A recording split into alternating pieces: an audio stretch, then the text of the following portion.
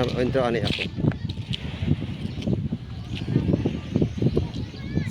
Good afternoon. Sa muli, nagpasalamat kami sa Panginoon na kami po ay tapusan po o balik na po kami. Pero bago po kami balik, may tatlo po ako na scout dito na tatlo na senior na bisahan ko po para mabigyan natin ng kaunting ayuda na sa gayon ay ano natin sa kanya ang ating pagmamahal sa kanila bilang senior at mapagkalooban natin siya. Ganun din po sa salita ng Diyos.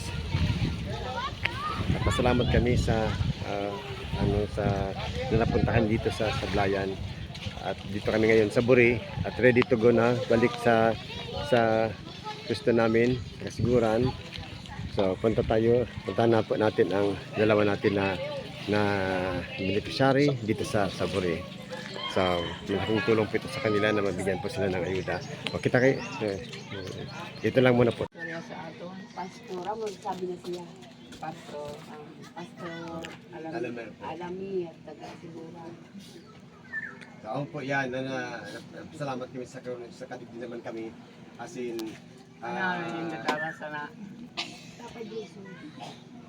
si Jesus po, si Jesus lain po. Ay, wala, katoliko. Opo. Diba, ang importante na makatubod kita kay Jesus. Kaya ang mag-isarap malaging tubod natin, si Jesus man lang. Saro mo lang nga yan, tubod na. Oo, si Jesus man lang. Jesus, harap man siya. Kasi siya nagbayad sa kasalanan natin. No, kaya si Jesus na Jesus na magtubod kita sa iya para lain gito. Katoliko, nagkukontra sa inda. Opo, lain man kami nagakontra. Lain man pili magkontrahan. Iglesia ito na nagkukontra Ikaw na mag-translate sa iya. Nagpasalamat nga po kami sa Indio na nagkadi kami, as in pinagikaiyan. Si Sai po pangalan niyo mo? Salamat daw po na Clarissa. Si Nanay Clarissa. Pero edad mo na tabi? 78. 78 years old. Si Lula na nung ngaran? Rosa Belmonte. Rosa Belmonte. Pero edad na? 1943, sobrang 80 na siya. Mga 88 na.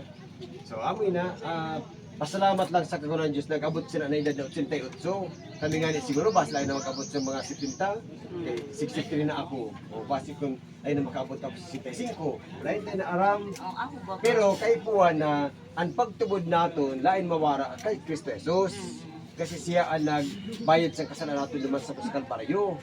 Sa amin na importante din na nagtubod kita na igusin para ligtas. Si Kristo Jesus yun ang para ligtas, wala sin iba. Sabi sa tataramo sa Diyos, pag nagtubod kita, sa kay Kristo Jesus na binayadan ang kasalanan natin duman sa Kalbaryo, mapalangit ang kalag naton. Si Pastor po, Pastor Alamer. Pastor Alamin niya ang taga-siguran. Pag makita kita kayo ng paliwalag siya ng pagkakasya. Okay, si Jesus, amo yung nagbayad sa kasalanan natin, duman sa krus. Baga napako, baga si Lula, kay binayadan ng kasalanan natin duman. Gintubos kita niya, haloy ng panahon. Kaya sabi niya, siya nagbayad sa kasalanan natin duman sa krus Kalbaryo, ang si isa naman na magtubod, sa ginibo niya duman sa krus Kalbaryo, mapalangit ang talag. So yan ang kagayon na maski may sakit kita, maski dahil ka nakahiling, pag nagtubod ka sa iya, mapalangit ang talag natin. Tapos pag yan na sa langit, makahiling katabi ka yan, makakita ka. Paliwanag. Yoko, makakita ka kayan, basta yaon na sa langit.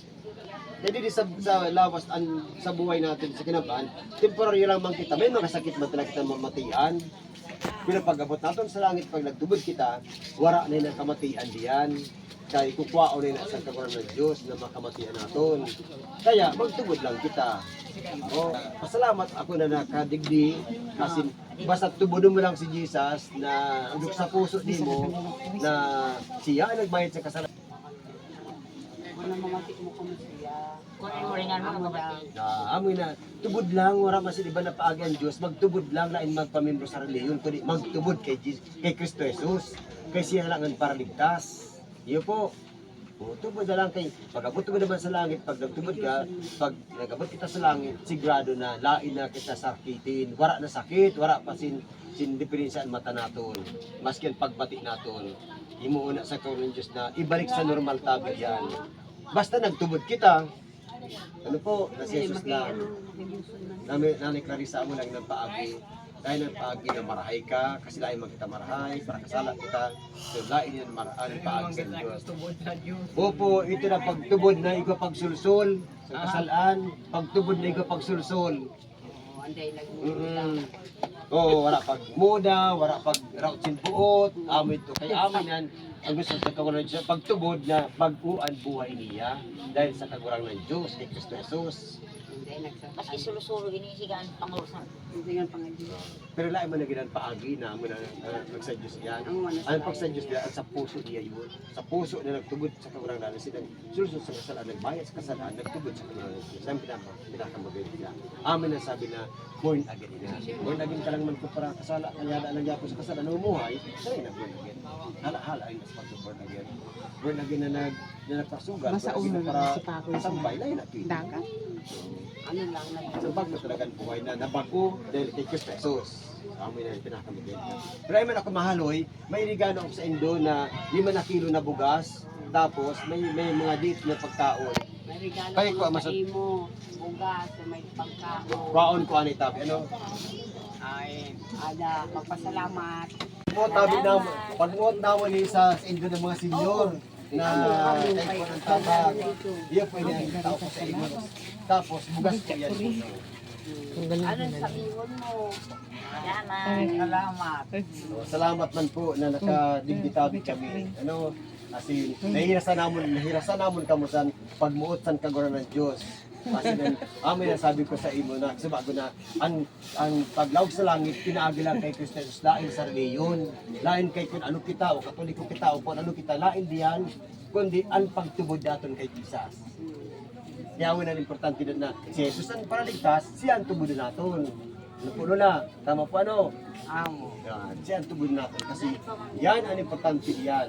Kaya pag nagtubod kita, sigurado yan, magalan man kita sa kinaban, waan man kita sa kinaban, kaya nagtubod kita, langit tabi kita, wala kita sakit tuman. So, kaya ang po yun ang paagi sa kabarangnan. Duman lang kita magsari kay Kristo Jesus. Wala na po iba. Sabi mo na ko nagmumuda na.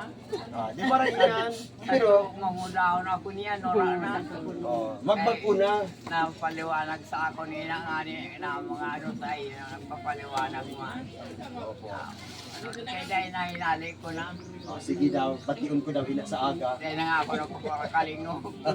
Tama man ano, tama na rin para wala sala. Kaya pero para istorya, damo sala yan. Damo sala. Dahil na mo ka. Kung dahil lang May nagmarating. dalang yan, basta ang pagtubod, yada kay Kristo Jesus. Amo, waga. Opo. Para maligtas kita, magalan kita, langit kita, kaya nagtubod kita. Ako nga yung muna na. Ano po? Kaya kaysa magsubod. Tama po yun. Kaya mo sabi sa tataramo sa Diyos, ang sisay man magtubod, igwas ang buhay din katapusan. Sabi na Jesus yun. Dahil man nagsabi na magpamimro sa reliyon, mag-ibo sin marayda, ang sabi na, ang siisay na minatubod kay Kristo Jesus, igwa sa buhay na dinin katapusan. So, amo po yan ang binili sa Diyos sa tuya, pagtubod lang. Kaya maski mo niya pili ka magtubod, masabi ka, kagurang na ni Jesus, patawada man tabi ako. Salamat na inabayaran mo ang kasalanan ko naman sa Cross Calvario. Ngunyan po, ligtas sa tabi ako. Ako pero meron sana. Ayaw mo na bagay, nagpapasalamat ako. Tama po yun. Kay ang Diyos, tama na dapat na pasalamatan natin. Kaya kintatawan kita hinango sa adlaw-adlaw. Ano po? Sige po, dahil na po ako magaloy. Dahil Clarissa, Salamat po. salamat man po. Salamat. Mabes na lang po ako. Mabes na po ako. Salamat, tabi ano po. Awato po naman ini maubos. May regalo ka pa sa ako. Ay, yan. Ano na siya, paralyzed na siya. Ang nag-agong. Ano naman kami, asto na siya sa Ito na kahiluwag na. Ano daw si, ano si... Okay, salamat. Ayan po ang si Lola Clarissa, si Lola nga niya? Mary Rosa. Lola Rosa, naging senator sa Taramo sa Diyos. Sana po sa pinaagi sa Rina Vlog, mapadagos natin sila na matulungan sa Kuya Eton Vlogs po. Ang sino man po na interesado magtabang, magtulong, sa pa-extend ang tulong sa kanila, ay welcome po kayo. At sana po ay mag-subscribe kayo sa vlog na ito, Payatin Vlogs, para malaking tulong po 'yun sa ating vlog po, sa mga beneficiaries po natin ng mga seniors. So, salamat po at magandang hapon. Tabit posto. Opo, salamat din po.